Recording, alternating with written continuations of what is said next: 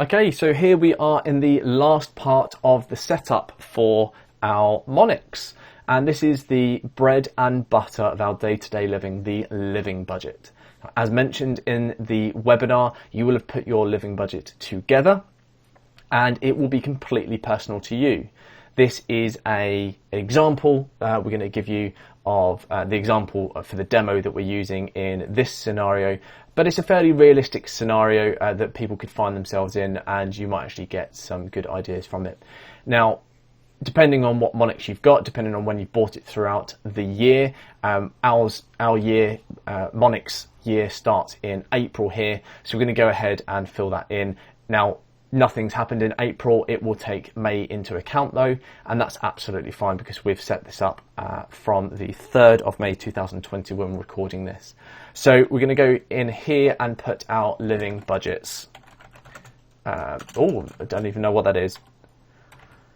Vehicle expenses, and we're going to budget because we are in the midst of a global pandemic. Our vehicle expenses, which pretty much is fuel and parking, we're going to just budget £50. Now that is most certainly going to change come July, maybe even June, so we can change that when required.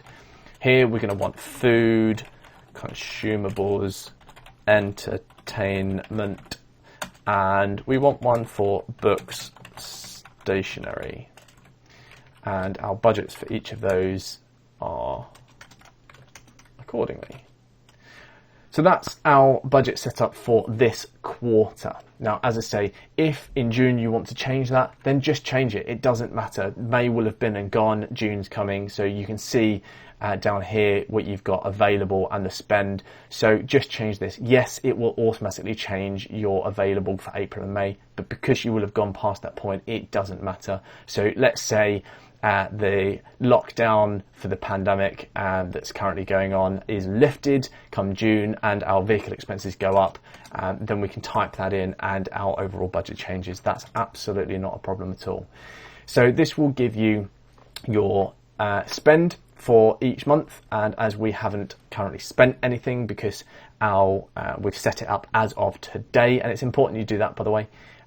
It's very tempting to go and do all of the transactions that you've had in at least the month, maybe the month before, but don't just allow this month to see itself out, and you'll get the full picture in the month and two coming up. So you'll easily be able to do that. Don't worry about that.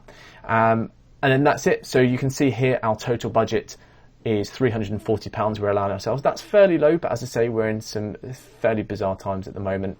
And then next quarter, we can always change that. We can change the categories down the left-hand side, and we can change the budgets for those categories. So you might, for example, have one, say, clothing or eating out instead of, I put that under entertainment. That is all personal and your decision to make. So now we've got our living budget. We go onto our dashboard. We can now see our living budget is filled in here. As we spend our living budget, the available for that will go down. This is a key part to look at whenever you're looking to buy something. So we've currently got a £220 budget for food, which means that we can go to the shops and know that we can buy pretty much what we want, but as it comes to the end of the month, that will have scaled down quite a bit as we spend through that budget, and we can see what we've actually got available. Now, here's the key part we're going to go into in the next video, which is what this now shows you.